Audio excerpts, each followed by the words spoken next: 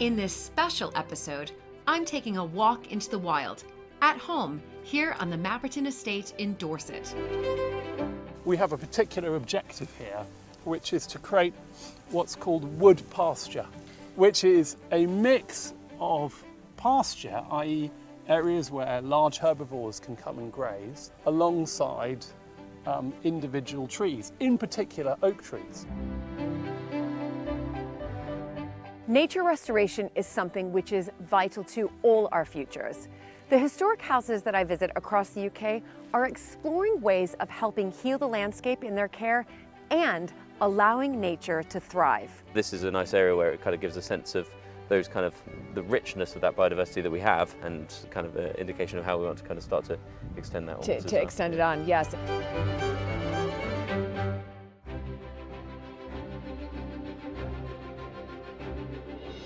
When I married into the British aristocracy, it was the start of a wonderfully exciting journey. But it was also a little daunting. I became a Viscountess, and for an American girl from a small town outside Chicago, that was quite a shock.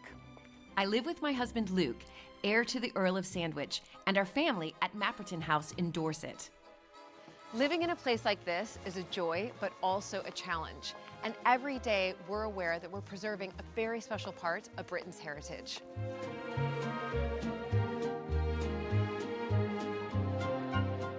Mapperton has opened up an extraordinary new world for me, and I can't wait to share it with you all.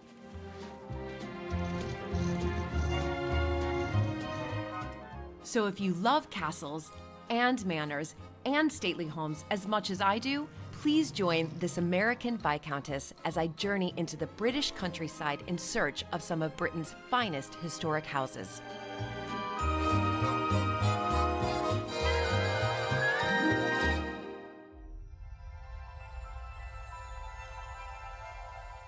Here at Mapperton, nurturing this beautiful Dorset landscape is at the heart of everything we do. Out on the estate, on a cold winter's day, my husband Luke explained more.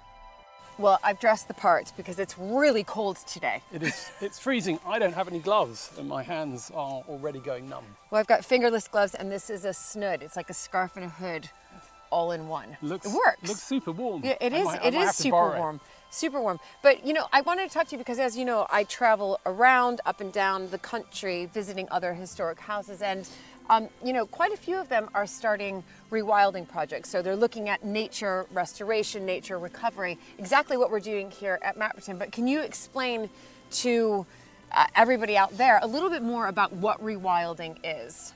Yes. Well, rewilding is something that has taken off in the last few years, following in particular the example of the Knepp Estate in West Sussex, where what was once an intensive farm has been returned to nature. And what we're trying to do with rewilding is, first of all, the objective is nature recovery. Yes. You know, it's to get a good balance of species, of flora and fauna back into the countryside.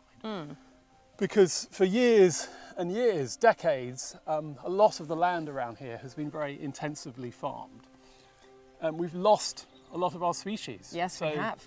Since the Industrial Revolution, we've lost something like 50% of our plant and animal species, which is an astonishing number. It is. And we've got to find a way to bring them back. So rewilding is trying to do that. And it's trying to do that by getting to a point where nature takes control again, so that it's not humans intensively managing the land, it's natural processes that are taking over.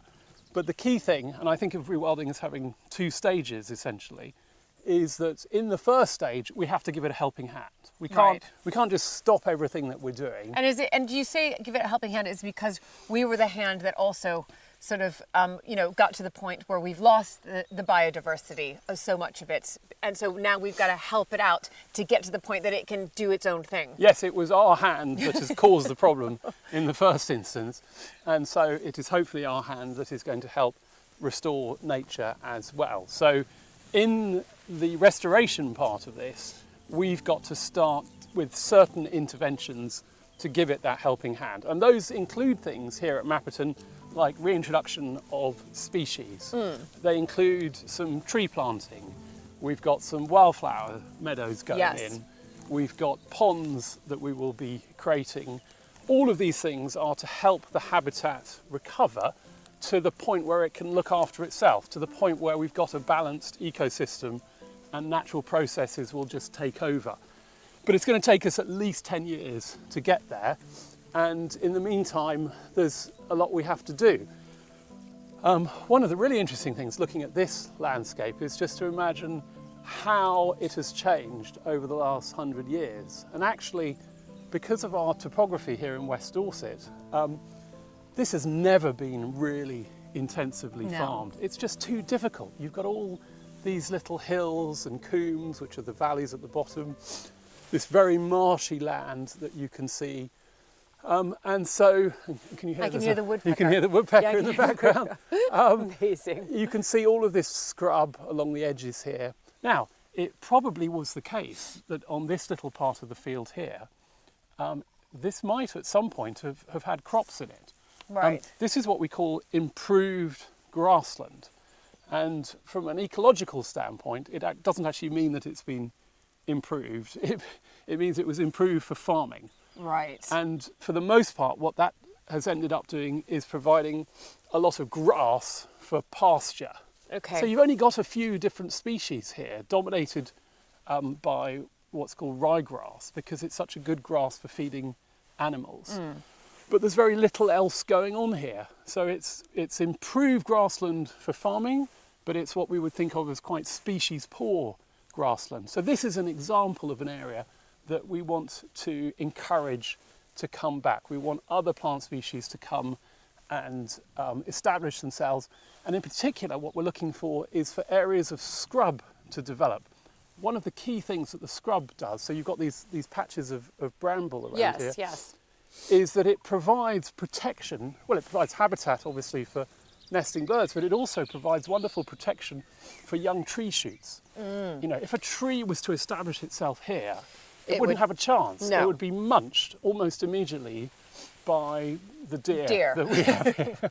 Exactly. But if the tree establishes within one of these areas of scrub, it's got a chance of getting through. In fact, you can see, I think that might be a blackthorn over there. It's come up through the scrub because it's had a chance to establish itself because the deer can't get to it. So in this area, on this particular patch, what we need are the pigs to come and rootle up. The pigs are nature's plough.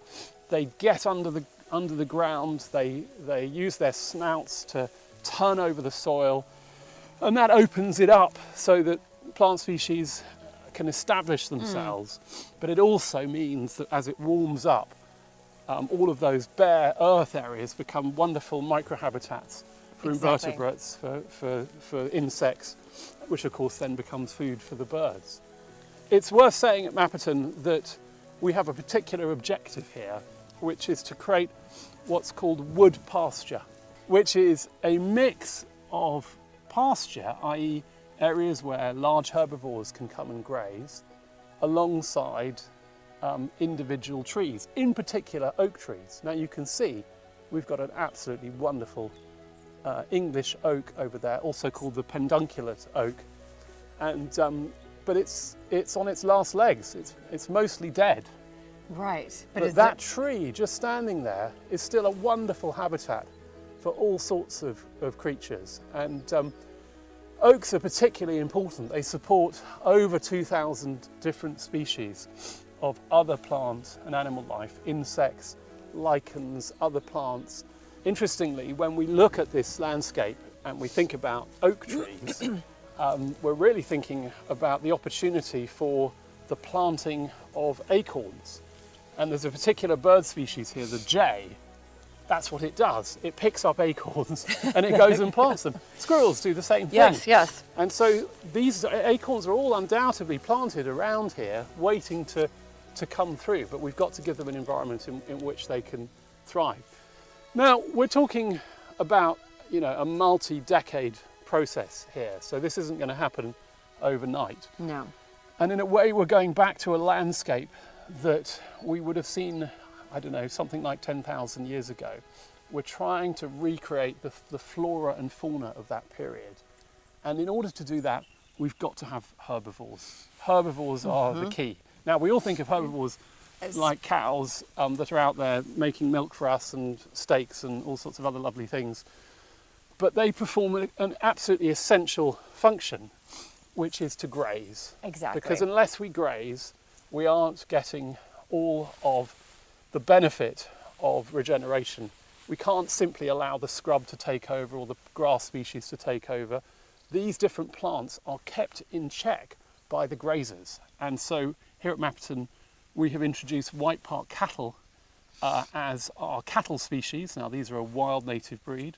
Beautiful. We've introduced also ponies from Exmoor ponies. Now, they graze, but they also browse, which means that they are eating some of the scrub and the ferns and really keeping back the growth of too much bramble. We've also obviously have the pigs. Some pigs. These are Tamworth pigs. We've talked about how pigs are so important for the soil, and so we've got some of those roaming about as well. So the idea long term, and we have beavers. we do also have beavers. Beavers incredibly important, creating wetland. At the moment they're in an enclosure because in this country they have to be kept in an enclosure. They're not allowed out in the wild. But with all of these herbivores, it means that we're starting to have the right balance, the right mix of animals to keep the balance between the vegetation and the animal species. Right, which is how it used to be. Which is how it used to be, interfered. to create the optimal environment, the optimal ecology for all of the other plants and species to thrive. This landscape looks pretty wild as it is. I mean, it is already a semi-rewilded environment. And particularly if you look in that direction where you've got all of these rushes and these marshy areas and all of the scrub. But then looking behind us this way, it isn't. So my hope over the next 10 years is that we start to see much more of a rebalance, of regeneration over here. It'd be lovely to spot a small oak sapling in the middle of the field here. Right. So if the hope is to, again, see something different and more, I guess, thriving here in about a decade's time, how are you monitoring that progress? So the key thing is to have what's called a baseline survey. So at the very beginning of the project, i.e. now, we're doing surveys to make sure that we know exactly what vegetation we've got. So we've been, in fact, our son Nestor has been helping with that. We've been going out making little quadrats, little squares, looking at every single plant species in that square, identifying the very precise GPS location so we can go back to exactly that square in future years and see what's changed. Amazing. On top of that, we're doing invertebrate surveys. We've got bird surveys going on. We've got soil surveys. We're really interested in the soil because in particular we want to monitor the levels of organic matter, the levels of carbon, see how that's changing over time, because these rewilding projects are fantastic opportunities to sequester carbon, to store carbon. Obviously, the more vegetation you've got, the more you're taking out of the atmosphere. And so this data is a big part of what we are doing here, so that over time we can look back and actually say, gosh, we've got some really clear metrics that prove to us that we've improved biodiversity and carbon capture over a period. Amazing. So you've talked about the herbivores, and I think many people probably want to Do you say herbivore? Yeah, we do say. I think we say in America herbivore. Herbivore to me, but yeah. Maybe you say herbivore. I'm sure. It's definitely herb, isn't it? I mean, that's a new one for us. I'm sure that, because that would be my American coming out. Yeah. There you go. I don't think we've ever had that conversation before. Anyway, can we go see the herbivores? Because I suspect that those watching will want to see the herbivores or the herbivores. Yeah, the cattle, the ponies, the pigs. Exactly. Let's see if we can find a couple of them. Okay, great. Okay.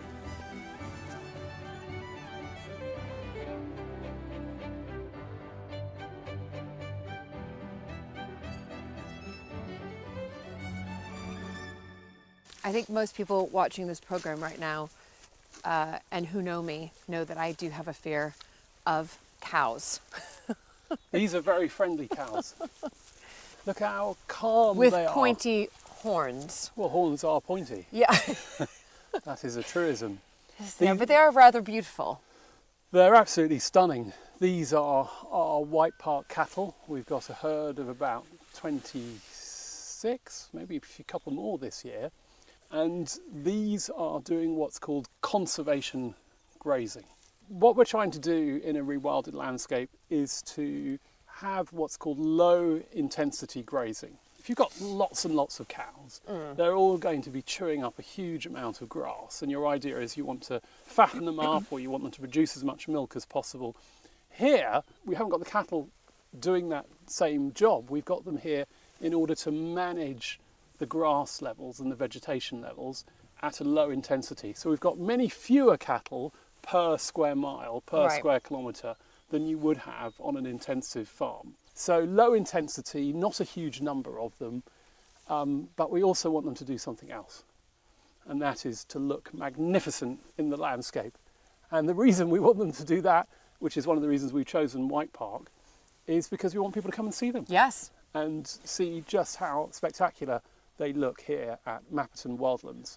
Because a big part of rewilding is about connecting people back with nature and with wild spaces.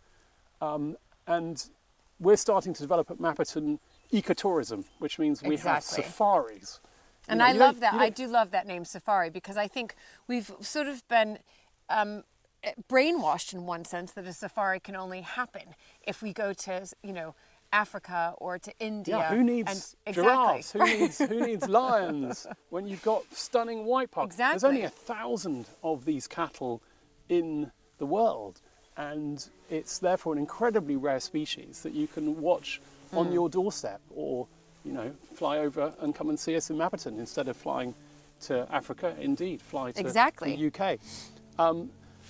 This group here has been on the land for about 3 years now, so they've really made it their home, and they're out all year round. So you don't have to bring them in the winter because they're hardy. They don't grow as quickly as other more domesticated breeds of cattle. Well, that's because they're feasting off of the land. They're not They haven't been bred to be fast growing. They're not being fed other Exactly, they're not coming in and eating animal feed through the winter. So they're surviving on whatever's here, and they look incredibly content doing it. They certainly do. Now we have got other animals here, of course. We've obviously got the ponies, the Exmoor ponies, who are in the field behind us over here. And then on the top field, we've got the pigs, the Tamworth pigs. My favourite. Who are doing all of the rootling, and we've got some wonderful young piglets this year as well. So sweet. The idea eventually is that all of these animals come together and we take out all of the fencing. At the moment, at the start of this rewilding project, we're leaving the fencing in because it's easier for us to control where we want them at this stage. Right. But once we've got enough succession in the landscape, once we've got enough regeneration going on, we will feel comfortable taking out all the gates, taking out all of the fences, and just letting the animals roam, going to the different areas that they want to go to. Have a happy life. Have a happy life. I think they've already got a pretty happy life. They certainly do.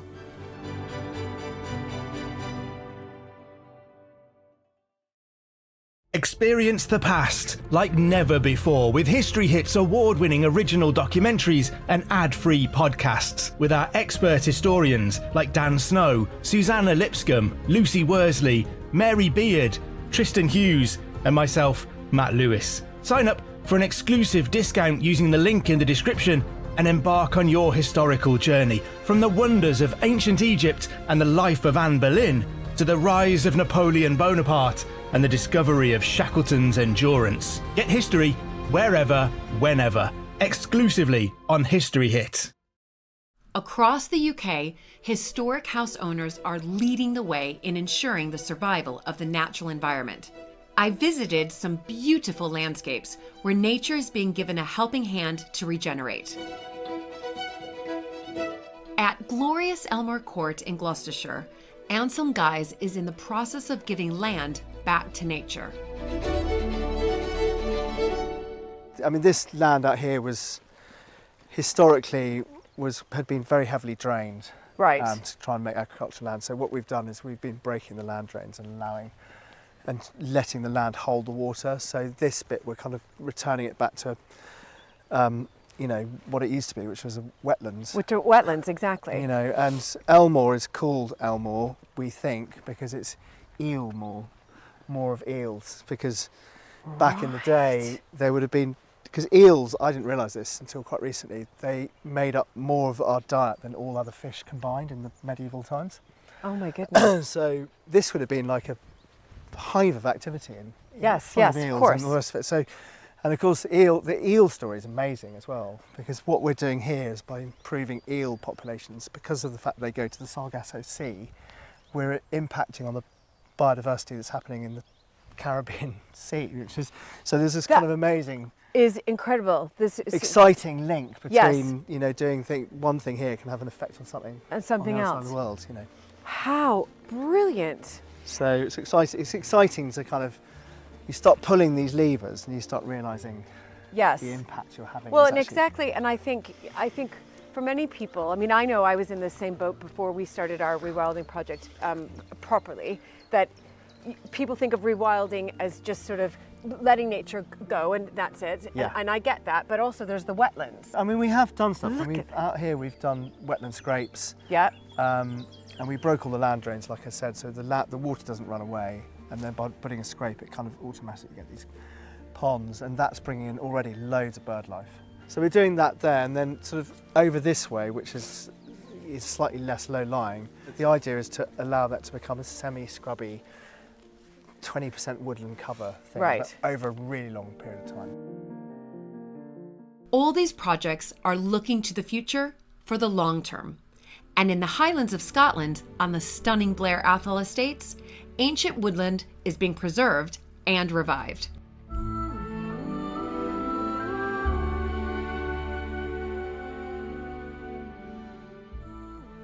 So Georgie, you've been here working with Atholl Estate for some time now, is that right? Yeah, the last 3-4 years or so we've been engaged with the estates. And what's your role in this beautiful landscape here? Yeah, so we came in to help the estate sort of shift their woodland management into a different phase. So at Atholl, they have this really extraordinary history of forest management in Scotland, where they've really contributed to the development of forestry. Really since the 17th century, they were a place renowned for their forestry. And that's sort of going right back to some kind of quirky characters where one of the dukes was so intent on expanding the forest that he would spray seed across hillsides with cannons. What? So he really- would literally shoot a cannon out that was filled with That's seed. the story. That is the story. Oh Yeah, so just finding these really innovative ways of expanding the forest at Atholl. Right. So there's thousands of hectares now that are established, really quite diverse commercial woods at Atholl, and a few hundred years ago they were bare hills. Okay. So they have this real tradition of transforming the landscape here, of really taking and changing the landscape through forestry, through new woodlands. And in the past that's been with this focus on commercial species of growing timber. Right. Now it's a slightly different shift, and Yeah. it's going more towards this ecological restoration. Right. So yeah, it's been a real change. So it's how fascinating, and it's almost, I mean, if I don't mind, and correct me if I'm wrong, but I think there is this real shift across the country in going back to this nature recovery, right? Absolutely. And farming same way, right? Absolutely. So nature recovery, regenerative farming. Yeah, absolutely. So yeah, we're seeing that real shift across Scotland. Here at Atholl, they're making that move. It's not to say they're moving entirely away from commercial forestry, it's still part of the picture. But But trying to find the balance. Absolutely, yeah. So that's why we're working in areas like this where we have these sort of remnants of native woodlands. Yes. With these sort of key species. Where that- they're dotted around. Mhm. And you can see where trees have been lost, and you have that retreating canopy cover. So the footprint of the forest has been shrinking over the years, just through different land uses. And so this is about bringing that shift where we start to regenerate that land, to allow these woodlands to regenerate and create more expansive areas of woodland habitat that link up and bring all these different benefits that we know Right, they do. right, exactly. Biodiversity, all of that. Absolutely. So when I'm looking to my left here, and you can see these sort of native, these are native, right? These are native trees. You think, gosh, what can I do with this? Is that right? Absolutely, yeah. So there's evidence of the way the land's been used, for lots of different reasons, but it's been grazed by sheep and Right. deer. Yes, And that's yes. part of the picture here, but it's just about trying to maybe shift that balance a bit now so that these woodlands are not lost entirely. I mean, what we see up this glen, up Glen Tilt, these remnants, I mean, they're probably the remnants of the first forest to come in post-glacial times, Right. So the genetic continuity of maintaining the trees that we have now and avoiding losing them. Yes. There's sort of that key genetic material Yes, that yes, if of we lose course. it, it's gone. It's And- gone. And that's that whole, sort of journey through from the glacial time. Yes. So Incredible, and it's about trying to preserve that. absolutely, yeah. And when I also look to my right, though, I can see sort of dotted around sort of bundles of logs. Is that you as well? Yeah, this is quite a big piece of the picture that we're trying to shift in this glen. So this is the start of a really large scheme, a new planting scheme, a native woodland scheme. Right. So that's the first evidence of the fence line coming in, and that will be a deer fence. So we'll be excluding deer from quite a significant area Yes. for the first sort of 20, 30 years, really, to allow those trees to establish fully in that time. Wonderful. And I mean, for a scheme like this, it's we're talking about sort of 500 hectares or so in size. Yes. And sort of 400, 500,000 trees. Yes, that's incredible. yeah. Because as much as we love deer, they can be quite damaging to, again, new life. Absolutely, that's it. They naturally browse on these seedlings that are coming through, and they just, if where that happens repeatedly, those trees just won't quite Right. Make won't it. quite grow. Exactly, they won't make it. So it's just especially somewhere where we're establishing a lot of new seedlings. It's not just relying on the natural regeneration. There's areas where we don't have that seed source, so we come in, we plant seedlings, and we have to protect them. And you have to protect them, right? So you're really helping and aiding in this recovery of nature. Absolutely, that's what it's about. Yeah, Yeah. really trying to kickstart those natural processes again, bring the trees back into the landscape in these areas, and then all the benefits that they're associated with. Like, as you said, the biodiversity, really focusing in on the soils and how they develop. The water moving through Yes. the landscape. Exactly. And I think it's really interesting here at Atholl. It is looking for a balance. Genuinely, it's not a full shift Yes. from the traditional land use to just full rewilding. It's somewhere where they're trying to find a balance between different land uses. Still have the farming, still have your stocking, but have your woodlands and Right. expand them as well within that wider picture. Yeah, Absolutely. Well, thank you, Georgie. This is brilliant.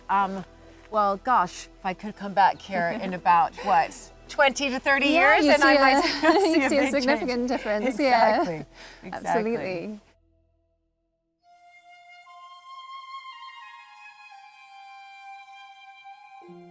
When I visited Castle Howard in North Yorkshire, the spectacular ancestral seat of the Howard family, I met up with Guy Fallon, head of natural environment, to understand how the estate is being nurtured for the future. So we're right on the edge of the North York Moors, and then we've got this ridge line here, an escarpment, limestone escarpment, which is the kind of foundation of the Howardian Hills. So we sit in an area of outstanding natural beauty. Yes. The location is just idyllic. You have this palace right here overlooking this incredible view of the landscape. How many acres in total? In total, we're 3,500 hectares, so Right, 9,000 1,000 acres. acres. And about half of the land is arable, 30% is then woodland and Right, forest, right. and then about 10% is down to grass. So Okay, it's okay. kind of quite a mixture, really. So. Yeah, and are you looking at doing any type of rewilding on the estate? Yeah, so currently we're looking at kind of all our options, really. Yeah, so land yeah. management is probably going through like some of the biggest change Yes. it's ever gone through, like since post-war, really. So people are looking at how do we manage our land, how do we start to reduce our impact on natural environment, and Yep. how do we start to get that land working to address those kind of big land management challenges like Yes. biodiversity loss, climate change, carbon sequestration, all these kind of Yeah. things. So yeah, it's huge time, and there's so much opportunity to kind of look at how you change systems, change management plans, etc. Yes, So yeah. so we're right at the start of that journey. I've joined the estate, and kind of my role here as head of natural environment is to start to think about how do we protect, enhance the natural environment that we have, how do we start to bring it more to the fore of the identity of the estate, and then how do we start to bring it into the visitor attraction as well. Of course. Engage people. Engage people in it. And so you have this opportunity for I guess the younger generations to really start to engage a little bit more with nature and the importance of the biodiversity and the abundance that we need of the biodiversity. And it's fascinating because here we stand here today and there's house martins flying around, we've got real kind of diversity in the grass, etc. And the way we've stewarded the land and looked after it for the kind of history of the estate has been responsible, has been appropriate, but the kind of ramping up and that kind of conflict between human activities and kind of nature has just kind of been overlooked and is now coming into sharp focus really over the last kind of 10 years or so. So we're very much looking at how do we change our woodland plans, how do we change our farming plans, how do we change the way that we kind of look at conservation, and how do we start to get those all working together so that we can have a far better, more biodiverse landscape. Yeah, absolutely. Great. All right, so where are we off to next? We're going to go down and get a bit closer to some of the kind of more traditional kind of components of the Castle Howell landscape, how it was designed. So we're going to go into some of the deer park where we've got some really amazing ancient veteran oak trees, and then we'll go on and have a look at some farmland as well. Okay, great. Yeah.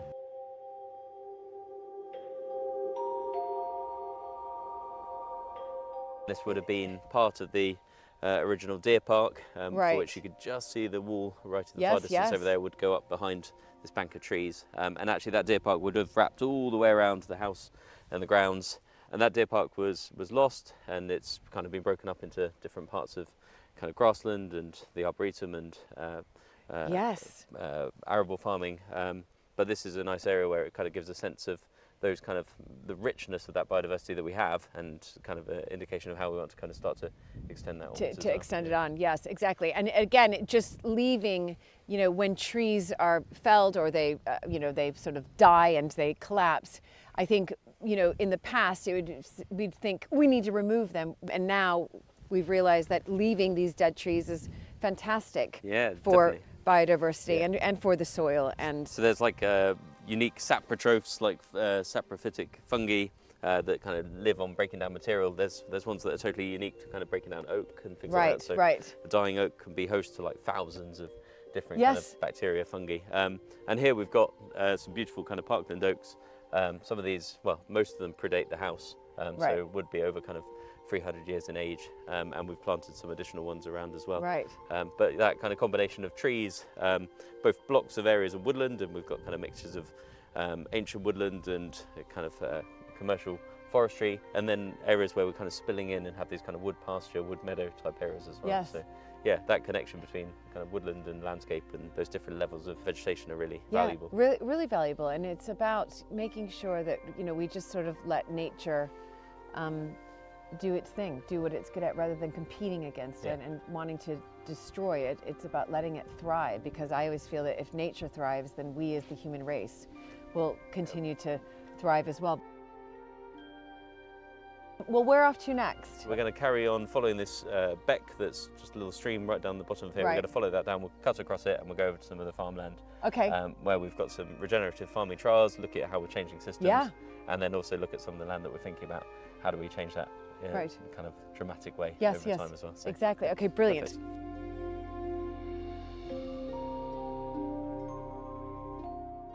So I thought we'd come out here both because it looks insane and absolutely amazing, the kind of bright red of the clover, the real crimson. But also because it kind of allows us to talk about how things are changing on the estate, how land management's changing. So from a farming perspective, this is an arable field. It may not look like it right now. And here we're trialling some cover crops. So non-commercial crops, if you want to say that way, which are part of the rotation and effectively fill that gap between harvest and sowing the next crop. So typically over winter, this crop, this cover crop, we've got a number of different blocks in here, so you can see by the different colours, has gone in after harvest last year and has now come through. So if we were continuing to crop, this would probably be grazed off or sprayed off, and then the next crop would go in. But for now, this field's in fallow for the year, so we're just kind of, leaving it as is. And it's quite dramatic. It's so dramatic. I mean, it's stunning. It's absolutely stunning just to see this, as you said, this bright sort of crimson color from the clover, but also dotted around, bits of you know, a light purple. You've got and some vetch in there, Yeah. and some Phacelia, which is really pretty. Yeah. So if it was a sunny day, this would be swarming with bees. really wonderful. Wow, And that- so exciting. Yeah, so here I mean, you can see the mausoleum Yeah. right up the hill. You can see the Black Angus herd beneath Yes. that. So we're on the kind of eastern edge of the estate here, and this is kind of, the land over here is quite, well, it is wet. So we've got kind of land here which is pretty marginal, and marginal for cropping. So this is some of the land that we're really looking about, actually how do we change and start to think about Exactly. habitat creation here over time and take land out of production that is marginal, That is needs a lot marginal. of energy to produce a crop. Right. Actually, can we use it for better purposes? And I think it's about finding that balance. It's not about taking all of the land out of sort of food production, if you like. It's looking at your land and saying, right, so this is marginal farmland, so I'm better off giving the land back to nature and allowing, if you like, sort of this increase in biodiversity, but also finding the balance and saying, right, but this part of the estate or the land is, you know, this is fantastic farmland, and we'll keep absolutely. that. So you still have this diverse system in one sense, that you've got the food production on the one hand, but also you've got this enjoyable wildflower field, or that, you know, that you can come in and visit as well and see as a visitor, but also somebody who's really concerned about climate change and biodiversity. Yeah. It's sequestering carbon, it's holding biodiversity, it's improving water quality, improving air quality. Brilliant.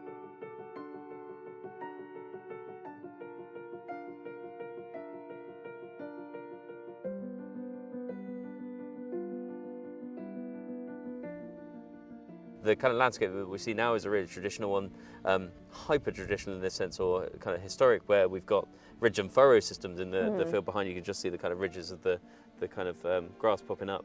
And then beyond that, we've got farmland, fairly marginal farmland, and then the kind of woodlands beyond. Right. So we have a landscape that's pretty rich and pretty diverse, but are we using it in the most appropriate way? Can we build more diversity into that landscape? Can we start to look at different farming systems, different management systems? Can we kind of create areas where we're rewilding and kind of introducing various different species for grazing, and kind of starting to think about how that whole ecosystem is working and operating? Yes. Nature is messy, Yes. and we as humans like things in nice square boxes, nice square fields that could be really efficient. But here, like, to create kind of a blurring of that landscape where the woodlands kind of fall in and you can't really tell where the wood ends and the field starts. That's the ambition really Yes. here, is to kind of start to see kind of nature thriving in this area in front of us. Well, fantastic.